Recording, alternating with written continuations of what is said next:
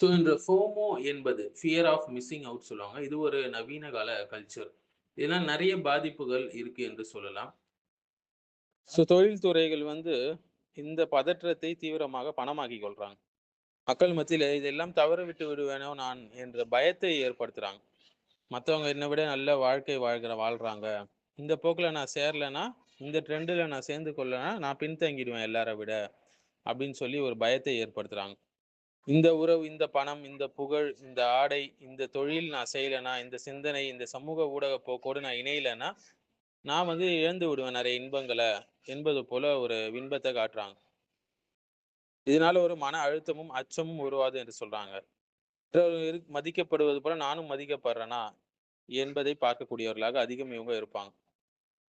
இது வந்து அல்லாஹ் மீது ஈமான் பலவீனமாவதுக்கு காரணமாக இருக்கு. அல்லாஹ் கொடுத்ததுல திருப்தி கொள்ள பான்றான் மனுஷன். ஸோ மனிதர்களை அடிப்படையாக வைத்து வாழ்றதுதான் இந்த ஃபோமோ கல்ச்சர் என்பது. ஸோ ஆசைகளுக்கும் மக்களுடைய பாராட்டுகளுக்கும் அடிமையாக விடுவனாக மனுஷன் ஆயிடுறான் இந்த கல்ச்சரை அவன் மேற்கொள்ளும் போது. ஏதாவது ஒன்றை தவற விட்டு விடுவோமோ என்ற பயத்தை எப்படி அல் குரான் மறுக்குதுன்னா, உன்னுடைய வாழ்வாதாரம் ஏற்கனவே நிர்ணயிக்கப்பட்டுச்சு. உன்னுடைய ரிஸ்க் பூமியில் உள்ள ஒவ்வொரு உயிரினத்துக்கும் வாழ்வாதாரத்தை எல்லாம் வழங்கி இருக்கிறான். சூரத்துல் ஹூதுல நம்ம பார்க்கலாம் இல்லைங்களா? இந்த பயம் என்ன சொல்லுதுன்னா, ஒவ்வொரு வாழ்க்கையும் உடனே நம்ம பிடிச்சு கொள்ளணும், இல்லைன்னா உங்களுடைய எதிர்காலம் அழிந்து விடுங்கிறது ஒரு பயத்தை ஏற்படுத்துறாங்க. ஆனால் குரான் என்ன சொல்லுன்னா, உங்களுடைய வாழ்வாதாரத்தை வந்து சோசியல் மீடியா மூலியமாகவோ, ட்ரெண்டு மூலியமாகவோ, மனிதர்கள் மூலியமாகவோ இது உங்களுடைய வாழ்க்கையை கட்டுப்படுத்தக்கூடாது. அல்லாஹ் தான் உங்கள் வாழ்க்கையை கட்டுப்படுத்த வேண்டும்.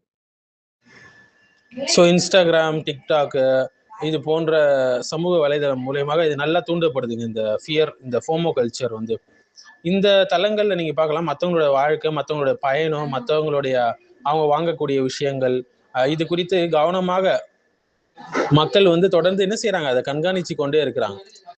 ஸோ இதனால உணர்ச்சி வசப்பட்டு எங்க நான் அதெல்லாம் மிஸ் பண்ணிடுவனோ என்று பயந்து பிறர் அக்கறை காட்டாத நிகழ்ச்சியெல்லாம் போய் கலந்து கொள்றது, உணர்ச்சி வசப்பட்டு பொருட்களை வாங்குவது, அல்லது பிறரிடமிருந்து நம்ம விலகிவிடக்கூடாது என்பதற்காக சமூக கடமைகள்ல அளவுக்கு அதிகமா ஈடுபடுறது, இதுதாங்க இந்த ஃபோமோ கல்ச்சர்.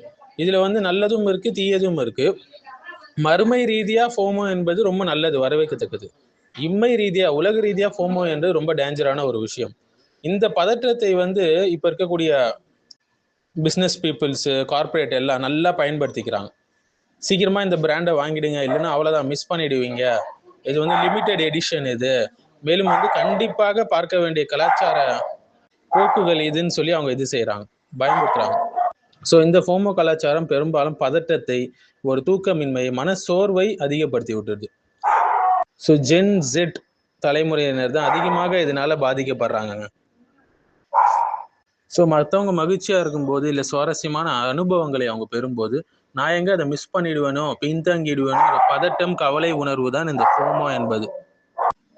பிஸ்னஸ்ல, ட்ரேடிங்ல ஃபோமோ எப்படி பாதிப்பை ஏற்படுத்துதுன்னு பார்த்தீங்கன்னா, மற்றவங்க முதலீடு செய்து லாபம் அடைவதை பார்த்துட்டு இவர் என்ன செய்யறாரு, நானும் அந்த வாய்ப்பை இழந்து விடக்கூடாது என்று அவசரமா சிந்திக்காம பணம் போட்டுட்டு கடைசியில திவாலாயிடுறாரு. என்னை விட அவங்க சிறந்த வாழ்க்கையை வாழ்றாங்க என்ற எண்ணம் வந்து மற்ற ஒரு கூட்டத்தில் இருந்து நம்ம விலக்கப்பட்டுருவோமோ என்ற தாழ்வு மனப்பான்மை, மன அழுத்தத்தை இது அதிகரிக்குது. இன்ஸ்டாகிராம், சோசியல் மீடியால வந்து நண்பர்கள் அல்லது பிரபலங்கள் செய்யக்கூடிய விஷயங்களை, அதாவது அவங்களுடைய பயணங்கள், பார்ட்டிகள், புதிய புதிய பொருட்களை வாங்குறது, இதை உடனுக்குடன் பார்க்கும்போது இந்த உணர்வு அதிகரிக்குது.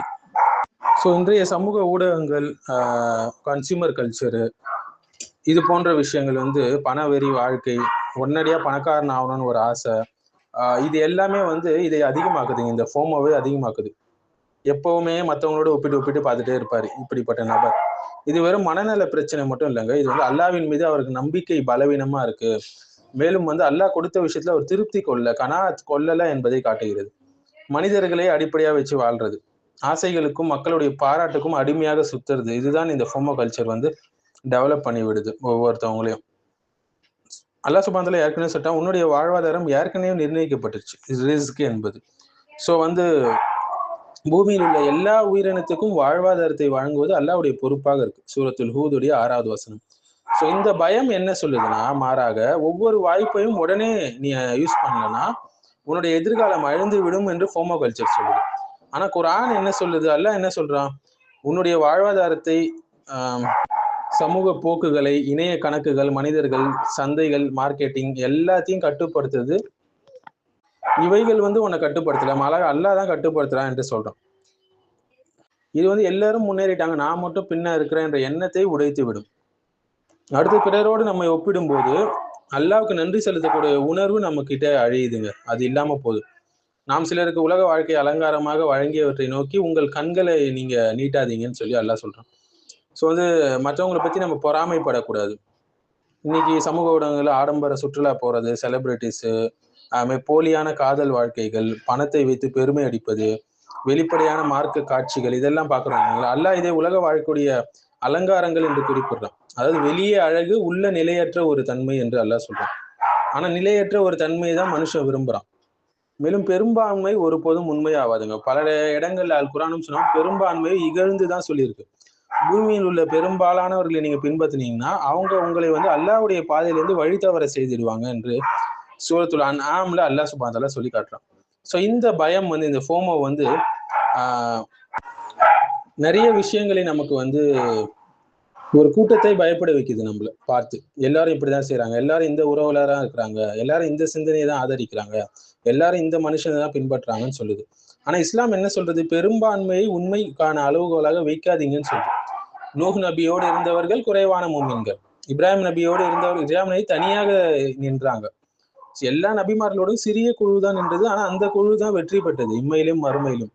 ஸோ உண்மை என்பது மக்கள் எண்ணிக்கையால் அளக்கப்படுவது இல்லைங்க, குரானும் சொன்னாவும் சொல்லுவதுதான் உண்மை. மேலும் இந்த உலக வாழ்க்கை ஏமாற்றக்கூடிய சிறிய இன்பம் தான் தவிர வேறு இல்லை என்று அல்லாஹ் சொல்றான் சூரத்துல் ஆல இம்ரான்ல 185வது ஆயத்துல. மேலும் உங்களுக்கு மத்தியில நீங்கள் போட்டி போட்டுக் கொள்கிறீங்க யார் அதிகமா வச்சிருக்காங்க. இது உங்களை மறுமையை விட்டு பாராமுகமாக ஆக்கிவிட்டதுன்னு அல்லாஹ் சொல்றான் சூரத்து தகாசுர்ல. அல்ஹாக்குமுத் தகாசுர் ஹத்தா ஜுர்துமுல் மகாபிர். உங்களோட மண்ணறைகளை நீங்கள் சந்திக்கிற வரைக்கும், நீங்கள் மரணிக்கிற வரைக்கும் இந்த எண்ணம் போட்டி போட்டுக் கொள்வது தகாசுர் என்ன ஆக்கிச்சான்? மறுமையை விட்டு உங்களை திசை திருப்பி விட்டது என்று சொல்றோம். ஸோ இன்னைக்கு உலகம் ஃபுல்லா என்ன செய்யுதுன்னா, புகழுக்கு போட்டி, பணத்துக்கு போட்டி, அழகுக்கு போட்டி, வாழ்க்கை முறையில போட்டி, பின்தொடரக்கூடியவங்க சப்ஸ்கிரைபர் எண்ணிக்கையில போட்டி.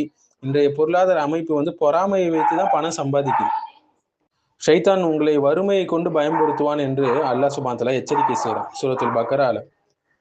இன்றைய உலகம் என்ன சொல்லுதுன்னா, முழுமையா நீ மார்க்கத்தை பின்பற்றினா வாழ்க்கையில நிறைய இன்பங்களை இழந்துடுவப்பா, உன் ஃப்ரெண்ட்ஸ் எப்படி இருக்காங்க பாரு, உன்னுடைய இவங்க எப்படி இருக்காங்க பாரு, ரிலேட்டிவ்ஸ் எப்படி இருக்காங்க பாருன்னு சொல்லுது. ஹராமை விட்டுட்டா வாழ்க்கையில மகிழ்ச்சி கிடையாது. நீ வாழக்கூடிய வாழ்க்கை ஒரு வாழ்க்கை தான், யோலோ கல்ச்சர் சொல்லுவாங்க, ஒரு வாழ்க்கை தான், அதை மிஸ் பண்ணிடாத. அல்லாஹ்வுக்காக சிலவற்றை விட்டால் அல்லாஹ் கிட்ட பிறகு நம்ம தௌபா செஞ்சுக்கலாம். நீ இந்த ட்ரெண்டோட போலன்னா நீ பழமைவாதி ஆயிடுவேன்னு சொல்லி, இது எல்லாம் ஷைத்தானுடைய உளவியல் ஆயுதங்கள் மனுஷனை வழிகெடுக்கிறதுக்கு. நபி ஸல்லல்லாஹு அலைஹி வஸல்லம் அழகாக சொன்னாங்க, உங்களுக்கு கீழ் உள்ளவர்களை பாருங்கள், மேல் உள்ளவர்களை பார்க்காதீர்கள் உலக விஷயங்கள்ல. அப்பதான் அல்லாஹ்வுடைய அருட்கொடைகளை நீங்கள் சிறுமைப்படுத்தாமல் இருப்பீர்கள் என்று அல்லாஹ் சுப்ஹானஹு வ தஆலா சொல்றான். இல்லைன்னா அல்லாஹ்வுடைய அருட்கொடைகளை எல்லாம் என்ன செய்வாங்க? சிறுமைப்படுத்தி விடுவார்கள். ரசூல் ஸல்லல்லாஹு அலைஹி வஸல்லம் அழகா சொல்றாங்க. ஸோ இன்றைய உலகம் யார்கிட்ட அதிகமா பணம் இருக்கோ அவங்கள பார்க்க சொல்லுது, ஃபாலோ பண்ண சொல்லுது. யார்கிட்ட அழகு இருக்கோ அவங்கள பார்க்க சொல்லுது, அவங்கள ஃபாலோ பண்ண சொல்லுது. புகழ் பெற்றவர்கள் இன்ஃப்ளூயன்சர்ஸ் எல்லாம் நீ பாருன்னு சொல்லுது. ஆனா சுன்னா என்ன சொல்லுது? தலைகீழாக சொல்லுது, உனக்கு கீழ் உள்ளவர்களை பாரு, அதுதான் உனக்கு நிம்மதியை தரும், அல்லாஹ்வுடைய அருட்கொடைகளை நீ குறைச்சி மதிப்பிடாம இருப்பேன்னு சொல்லுது. ஸோ உண்மையான செல்வம் உள்ளத்தில் உள்ள செல்வம். தண்ணீரை பெறுவதுதான் உண்மையான செல்வம். கையில் கோடி கோடியாக பணம் வைத்திருப்பது அல்ல உண்மையான செல்வம். உள்ளத்தில் இருக்கக்கூடிய திருப்தி தான் உண்மையான செல்வம். ஒரு கோடீஸ்வரனுக்கும் இந்த பயம் இருக்கும். ஆனால் அல்லாஹ் கொடுத்ததில் திருப்தியோடு இருக்கக்கூடிய ஒரு ஏழை அமைதியா சந்தோஷமா வாழலாங்க. இந்த உலகத்துல பயணியை போல வாழுன்னு சொல்லி நபி ஸல்லல்லாஹு அலைஹி வஸல்லம் சொல்லியிருக்கிறாங்க. ஜுஹுதை பற்றி சொல்லும்போது சஹீஹுல் புகாரில, நம்முடைய ஆசைகளுக்கு முடிவே கிடையாதுங்க. ஆதமுடைய மகனுக்கு ஒரு தங்க பள்ளத்தாக்கு இருந்தாலும் இன்னொன்னு விரும்புவான் என்று நபி ஸல்லல்லாஹு அலைஹி வஸல்லம் சொன்னாங்க. இன்றைய விளம்பர உலகம் என்ன சொல்லும்? நீ இன்னும் முழுமை ஆவல என்று எப்பவுமே நம்ம திருப்தி இல்லாத நிலையில தான் வச்சிருக்கோம். இன்னைக்கு இளமையை நீ அனுபவிக்கலைன்னா நீ நிறைய மிஸ் பண்ணிடுவ, எல்லாரும் இப்படித்தான் வாழ்றாங்க என்று நவீன உலகம் சொல்லுது. இதனால என்ன ஆகுது? சட்டவிரோத உறவுகள், துரோகம், மன உடைப்பு, குடும்ப சீரழிவுகள் எல்லாம் வந்துருச்சு மக்கள் மத்தியில. எப்போது நீ உழைச்சிக்கிட்டே இருக்கணும், தூக்கம் என்பது பலவீனம், அது நீ மற்றவங்களை மிஞ்சணும் என்று நவீன உலகம் சொல்லுது. இதனால மன அழுத்தம், குடும்பங்களுடைய சீரழிவு, ஆன்மீக வெறுமை தான் மக்கள் மத்தியில் அதிகமாயிடுச்சு. உன் உடலுக்கும் உன்னிடம் உரிமை இருக்குது என்று நபிசுல்லாசம் சொல்லியிருக்காங்க. ஸோ இஸ்லாம் சமநிலையை கற்பிக்குது. ஸோ எப்படி இந்த ஃபோமோ கல்ச்சர் மக்களை பயமுறுத்துதுன்னா, மற்றவங்க என்ன சொல்லுவாங்கன்னு பாரு, உன்னை பின்னடைந்தவன் பேக்வேர்டுன்னு சொல்லிடுவாங்களோ, கூட்டத்தோடு நீ சேரலன்னா தனிமைப்படுத்தப்படுவியோ என்று பயம்படுத்துது. மக்கள் பயப்படுறாங்க இதனால. அல்லாஹ் என்ன சொல்றான், நீங்கள் கவலைப்படாதீங்க, துக்கப்படாதீங்க, நீங்கள் ஈமான் கொண்டவர்களாக இருந்தால் நீங்கள் தான் உயர்ந்தவர்களாக இருப்பீர்கள் என்று சொல்றான். சூரத்துல் ஆல இம்ரான்ல 139வது ஆயத்துல.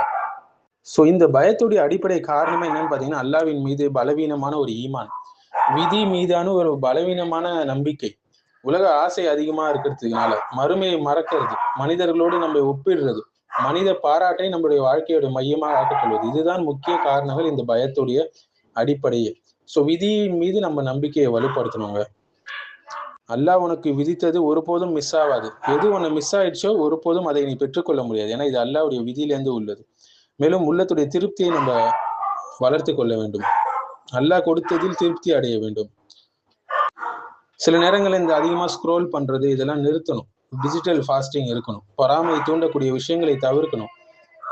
மோசமான ஃப்ரெண்ட்ஸ் இது போல இருக்கிறாங்களா, அவங்கள விட்டு தூரம் ஆகணும்.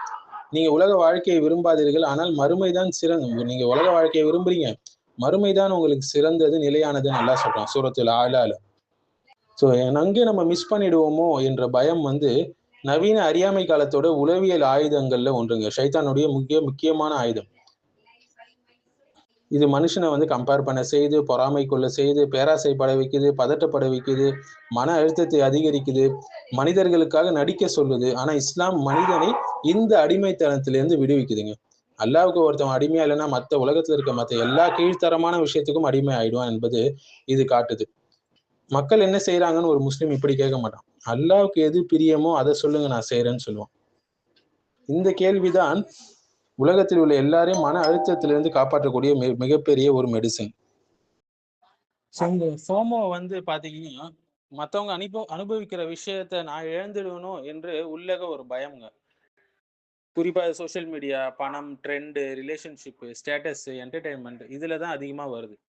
இஸ்லாம்ல ஃபோமோ 2 வகையாக பார்க்கலாம். துன்யா பேஸ்டு ஃபோமோ, இம்மை ரீதியான இந்த உலக வாழ்க்கை ரீதியான ஃபோமோ. இது ரொம்ப தீங்கு. அவனுக்கு கிடைச்சது எனக்கும் வேணும், நான் பின்தங்கிடுவேனோ, எல்லாரும் சந்தோஷமா இருக்காங்க, நான் இல்லையோ, நான் மிஸ் பண்ணிட்டேனோ என்ற மோசமான ஒரு மனநிலை. இது பல ஆன்மீக நோய்களுக்கு வழிவகுக்கும். பொறாமைக்கு வழிவகுக்கும். ஹசத், மேலும் தன்னிறைவு பெறாமல் ஆக்கிடும் மனுஷனா. உலக மோகத்தை அதிகமாக்கி விட்டுரும். விதியின் மீது அதிருப்தியை ஏற்படுத்திடும் ஒரு முஸ்லீமுக்கு. இது துன்யா ரீதியான ஒரு அடிக்ஷன் தான். இன்றைய ஃபோமோல நீங்க reels, trends, fashion, night life, ஹராம் ரிலேஷன்ஷிப்பு, செலிபிரிட்டி கல்ச்சரு இது மூலியமாக உருவாக்கப்படுது இந்த ஃபோமோ. ஆனா இன்னொரு வகையான ஃபோமோ இருக்குங்க. அது மறுமை ரீதியான ஒரு ஃபோமோ. நான் சொர்க்கத்தை மிஸ் பண்ணிடுவேனோ, நல்ல அமல்களை மிஸ் பண்ணிடுவேனோ, நல்ல மக்களோடு தொடர்பை மிஸ் பண்ணிடுவேனோ என்று பயப்படுறது. பயந்து அதிகமாக தொடருது, சதகாக்கள் கொடுக்கறது, கல்வி படிக்கிறது, தாவா செய்வது, திக்ர் செய்வது, எங்க நான் பின்தங்கிடுவேனோ சொர்க்கத்துக்கு போகாம என்று செய்யக்கூடிய ஒரு போட்டி. ஆனா ஹராமான ஃபோமோ என்பது எப்படின்னு பாத்தீங்கன்னா, எல்லாரும் டேட்டிங் பண்றாங்க, எல்லாரும் பார்ட்டி போறாங்க, நான் ட்ரெண்ட்ல மிஸ் ஆயிடக்கூடாது என்பது இது ஷஹவாத், உள்ளத்துடைய மனோ இச்சைகளை பின்பற்றுவது. ஆனா இஸ்லாமிக் ரீதியான ஃபோமோ, நல்ல ஃபோமோ என்பது தஹஜ்ஜுதை நான் மிஸ் பண்ணிடக்கூடாது, டெய்லி குரான் ஓதுதலை மிஸ் பண்ணிடக்கூடாது, தாவா செய்யாமல் வாழ்க்கை போயிடக்கூடாது, என்னுடைய ரமதான் வீணா போயிடக்கூடாது என்று ஈமானால் தூண்டப்பட்ட ஒரு ஃபோமோ இது. வாழ்க்கையுடைய உண்மையான நஷ்டமே அல்லாவை திக்ர் செய்யாமல் போவதுதான். ஸோ இந்த 2 வகையான ஃபோமோவை நான் புரிஞ்சு கொண்டு, இந்த துன்யா ரீதியான ஃபோமோ ஒரு விஷம், அதை விட்டு நம்ம தூரம் ஆகணும். மறுமை ரீதியான ஃபோமோ ஒரு ஸ்பிரிச்சுவல் மோட்டிவேஷன், அதை நம்ம வளர்த்து கொள்வது தவறில்லை.